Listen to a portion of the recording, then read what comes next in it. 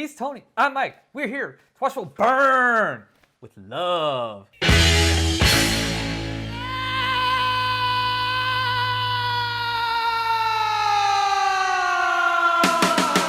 1943, Jane Eyre, based on an American novel of the same name by Charlotte Bronte? Bronte, yes. Emily Bronte's sister. I have no idea what that is. Little Women, Sense and Sensibility, Pride and Prejudice. Sure. Yeah, her. Yeah. Anyway. Oh, so she was the underachieving sister? Then? Yes. But I will say this. I mean, both of the Bronte sisters were literally immensely respected. Their books are constantly being remade into films, even today. And both high budget, low budget.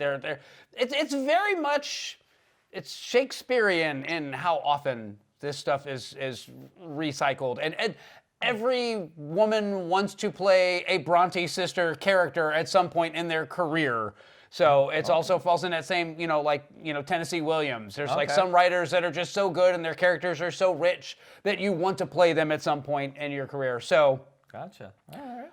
So this was directed by Robert Stevenson, who also did Mary Poppins, Herbie the Love Bug, Bed Knobs and Broomsticks. That is not a porno. How pleasant, bobbing along on the bottom of the beautiful briny sea. And he did a shit ton of TV too on top of it. Produced by Orson Welles and Robert Stevenson, starring Orson Welles, who you know from Citizen Kane, War of the Worlds, Transformers the movie. Absolutely. I am Unicron. I have summoned you here for a purpose. Nobody summons Megatron. Then it pleases me to be the first. Then we have Joan Fontaine, who starred in Rebecca, Suspicion, and also Othello. Yes. And she's an immense talent. And we get a very brief cameo from a very, very young Elizabeth Taylor. That's who the little dark-headed girl was at the orphanage. Helen. Yes. Oh, Helen was played by an uncredited Elizabeth Taylor. Well, son of a bitch. So yeah, Jane is an orphan. She is moved in with her aunt and cousin, and her aunt and cousin are very upper crust and very, I don't know, they're down on her for no particular reason whatsoever. This, Mr. Brocklehurst, is the child in question. She's the daughter of my late husband's sister, by an unfortunate union which we in the family prefer to forget. So they wind up sending her to a school for troubled young women, and the school is essentially set up to torture women into complacency. That's the best way I can explain it. I mean, it's really shitty Catholic school, except for they're not Catholic. Jeez, I don't know what. No, they're Protestant. They're most definitely they are most definitely Protestant. But this is set in the 1820s, so it's very puritanical. It's very you're a frickin' sinner, and you better recognize it. And I'm gonna keep reminding you, or you will burn in a lake of hell forever. So no shit. So go ahead. They basically try to beat the evil out of Jane because she is not an obedient child and she stands up for herself. Observe this child. She is yet young. She possesses the ordinary form of girlhood. No single deformity points her out as a marked character. Who would believe that the evil one had already found in her a servant and an agent? And she is at the orphanage for 10 years. They offer her a teaching position because they feel that Jane has basically been cleaned up enough to where she is now presentable for the general public. Well, not only that, they also get her for a song, too. They also pay her a whole lot of money. Yeah, because she's a former student, and therefore they can get her much cheaper. I don't need to remind you of the advantages of appointing one of our own pupils as teacher. An outsider would have to be paid twice as much. But she flat says, nope, I'm getting the hell out of here as quickly as I can. And when the school teacher tries to strong-arm her and disdain, she basically sets her jaw and gets the hell out of Dodge. Yeah. And she is hired as a nanny at Governess. governess, yes, I'm sorry, governess, nanny, governess. She's hired as a governess at Orson Welles' estate. He is an absentee father in the biggest sense of the word because his daughter was actually the result of a fling he had with a Parisian dancer. Shall I have the pleasure of seeing Miss Fairfax tonight? Miss Fairfax? Oh, you mean Miss Adele. Isn't she your daughter? Oh, gracious, no. Adele is French. Oh, so she actually was his daughter. She was his daughter. Well, the claim was the dancer said that she was his daughter, and he took her in under those. But he has doubts about her patronage. Yeah, so I wasn't sure about that one because it was very ambiguous whether she actually was or not. Intentionally so. Yeah. He doesn't know if it's really his daughter, but he has decided he's going to take care of her, and he's going to make sure that she has a good life and a good education and upbringing and all that. So he very responsibly hires lovely Miss Jane Eyre and actually Miss Fairfax hires Miss Jane Eyre. Yeah, so. yeah, my bad. But when he finally actually does show up to the house, the relationship's strained. He does not care for the conversation of the servant class at that point, but he finds out that she's educated and that she has some personality and... Well, she also scared the horse, and he got thrown from the horse the first time they meet. Yes, and bruised his ankle, he winds up having to have his foot soaked, and he walks with a cane for a little bit. Well, Miss Eyre, have you no tongue?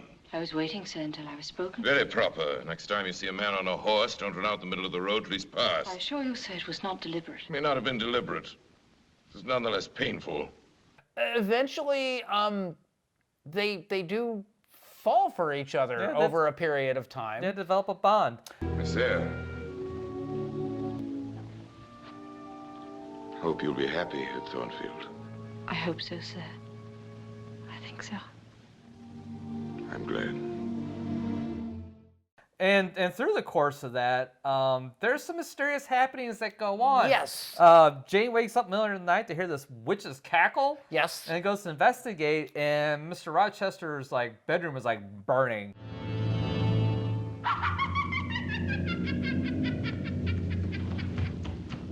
Who's there?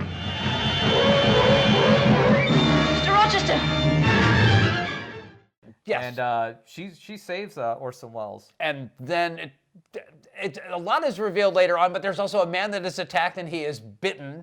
And he's bitten so badly that Jane must tend to his wound while Orson Welles goes and fetches the surgeon so that he can be sewn back up. Jane, I'm going to leave you in this room. This gentleman, while I fetch a surgeon. If he comes to, do not speak to him on any account.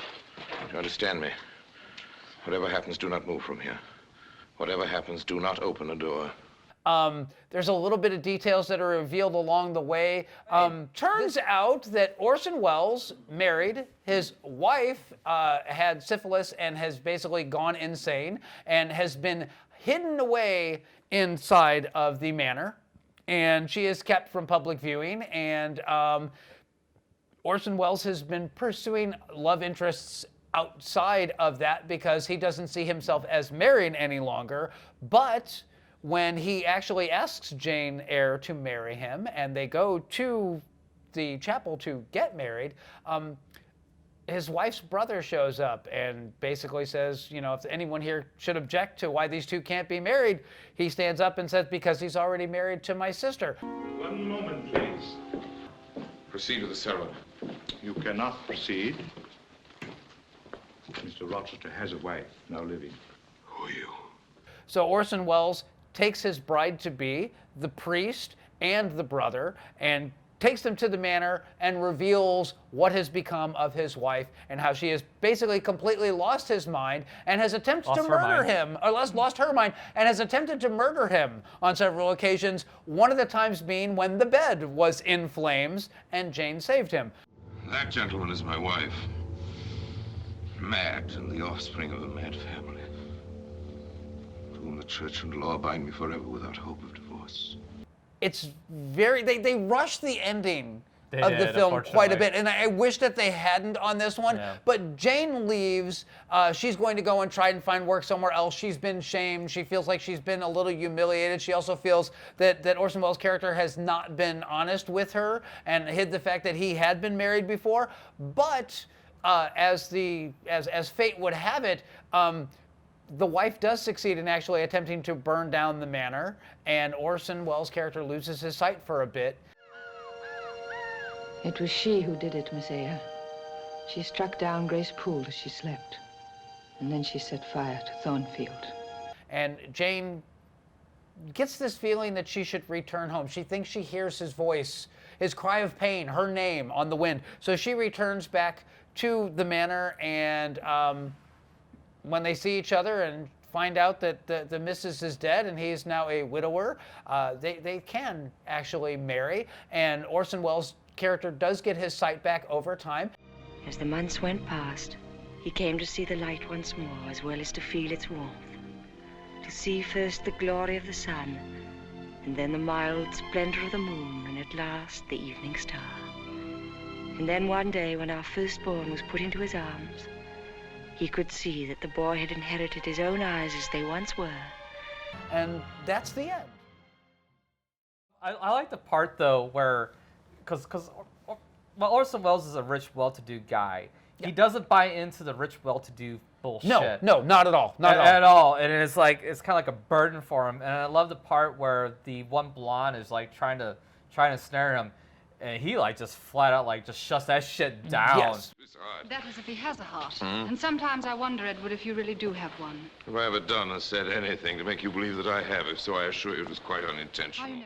So this, like, I sincerely love this movie, and I'm just going to say this right now. Joan Fontaine is wonderful as Jane Eyre, but Orson Welles owns this movie. He does, every bit of it. From the first second that he is on screen and every scene that he's in, he steals it away. Yeah. Well, it's not hard to do because Jane Eyre, as a character, is a very quiet, mousy, subdued. kind of girl. Subdued, yeah. While she's, got a will of her own and will speak her mind. Like you said, she is a very subdued woman. She's seen as obstinate by other men because she's not puritanical enough. But at the end of the day, I mean, she's genuinely a good person, and she's just not going to let people trample all over her. And the fact that she does stand up for herself is why they've branded her as, this nasty, nasty woman. But I've had a love affair with this movie for a very long time. I've loved it since the first time I seen it, which was probably 25 years ago. I don't know that you've ever seen this, so I've never seen it before. All ears to hear what you got to say about this. It's the first movie that we've watched that was an old-timey movie like this, where the lady character is an insufferable bitch. Because let's face it, we had Leave Her to Heaven. Forever Amber. Yes. The sun also rises. Yeah, go on. So I mean, yeah, and every one of them, the character just kind of a twat. Here, this poor woman, like just from the get-go, it just has nothing but shit just thrown in her face, and you really feel for her, especially at the school. Was it Lowood or something like that? Yeah. So while she's at Lowood, she has one friend, Helen. No. And the headmaster there, I forgot his name, but like is just such a fucking dick and hates Jane so much that sends her and her buddy Helen out to walk outside in the rain, balls freezing cold out, and Helen's already sick to begin with. Already has like probably the flu or something like that. 'Cause I think the doctor said like she got one lung that's bad. I think it was tuberculosis. It was either tuberculosis or consumption. I'm not sure which, but yeah, they indicate that she's already had a bit of a cough, and she's had that cough for a very long time, and the doctor's worried about it. So the doctor shows up and is like, we gotta get her inside. The ways of Providence are inscrutable, Dr. Was it Providence that sent that poor girl to get drenched in the rain? Dr. Was Rivers? it Providence that ordered her to her death? Yes, to her death, Mr. Brocklehurst. And Helen dies. Yeah. And that is a sad damn moment. It's like, holy shit, I feel sorry for you. Yeah. And then when they tried to, strong arm her to keep her at the school, it's like, what a dick move. I wish we got to see that man's comeuppance, but we don't. No, Which sadly. is a damn shame. So and then oh, go ahead. No, I was just gonna say there are multiple versions of this film that have fleshed a lot more of this stuff out, and I know there's a BBC series of it as well. So you might want to give those a shot because I think they're gonna wrap up some of it. But this version of it in particular was very centered on the two of them. Well, it was. You can tell it's very truncated because it's only like 90 minutes long. Yeah. Which is unusual because I saw the runs like, oh my god, it's really short. And I would have been okay to see another 30 minutes to kind of get a little more detail in it. And like you said at the end, or that time where she leaves Orson Welles to the time that she comes back is like so condensed. And I wasn't very satisfied with hearing the whisper on the wind, like, Jane, come back, whatever it was. And then she just shows back up. A missed opportunity was the suspense and the horror because it was set up for some good suspense and horror and some mystery because you're not sure if Orson Welles is a good guy or a bad guy or what the hell's going on with him. Yeah. And they deliberately set it up. Every time you see him, his face is a very dark shadow, which is like, okay, so if they're doing this for a reason, come on with it. And then you have the mystery of who tried to set the thing on fire and all that stuff. I wish they would have got more into that. I wish there was some actual horror elements in it. I think if there was a proper remake of this movie, it'd be something you could explore in that. There's been multiple proper remakes of this it's the first time I heard this shit. But no, I'm just gonna say this. I picked this version of it, number one, because Orson Welles is by far my favorite portrayal of this character. He is absolutely outstanding in the role. But number two, this one watches like a film noir. And it does. And it does, but unfortunately doesn't deliver on that promise. No, but I'm easing you into some of these classic films. So, I picked this version of it for a lot of reasons, but I actually thought this was the one that you would probably relate to the most because it's not girly. And it very easily could have been like, here's this strong woman standing up for herself, and then she falls in love with this man who's not seen to be very well by other people, but they're just misunderstood characters. Which that's a huge part of this, but this one doesn't overdo it. It doesn't make it saccharine or sweet. You feel pity for her. You don't feel like, oh yeah, girl power, that kind of a thing. So its tone, I think, is appropriate to the material. Yeah. No, absolutely. I agree with you 100%. So. It's probably gonna be a grower now, a shower. It's probably one of those things like the more I think about it, the more I marinate on it, the more I enjoy it. Right now, it's just kind of like, I don't know if I'd really recommend it or not.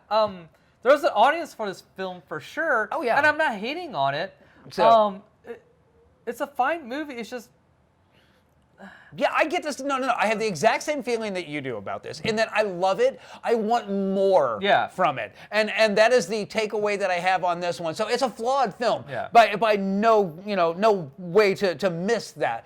And the flaw in the film is that they truncate that ending and that revelation of everything that's going on and the winding up of all these plots that they've so carefully structured. You feel a little cheated at the end of it. Yes. And you want the texture, you want to watch it all play out, you want to see Orson Welles hold their child for the first time and realize that his vision has returned. You want to see the burning down of the building and the syphilitic and crazy wife die and Orson Welles survive the fall and all that. You want it, you don't get it. And I don't understand the why, but I do know that ironically, Orson Welles was seen as very difficult by the studios because he did Citizen Kane and he did it his way and it was huge, and he did a lot of other films that were very huge. So he was not. I'm sure studio heads hated him as much as the headmaster hated Jane Eyre. Please, sir, don't do that. You can cut mine, sir, as much as you wish, but please. Silence! So this is the spirit that prevails at Lowood. First vanity, and now insurrection. It shall be rooted out. But I almost wonder if that was the reason why this got such a truncated thing, because you're absolutely right. Could be. Seriously, this deserved another 30 minutes, and I did. was all on board for another 30 minutes of it, but I can almost see Orson Welles going, no, we agreed to this many days of shooting, and I'm not showing up no more. Or there's more there, and they dissected it down just to piss him off. Who knows? It could be either one or both. I mean, who the knows? Yeah, that's possible too. But Yeah. I think this is a great introduction to the Bronte sisters. I think this is a great introduction to Orson Welles as an actor. Not the punchline that he became later on in his life of the fat man who drinks wine and, sell no wine before it's time, all that crap. No, once upon a time, he was a hugely respected actor, and he was a great leading man. Oh, yeah. So... Yeah, no doubt about it. Is a very charismatic actor. Yeah, when he's on screen, he just commands attention. Absolutely. Yeah. Yes, and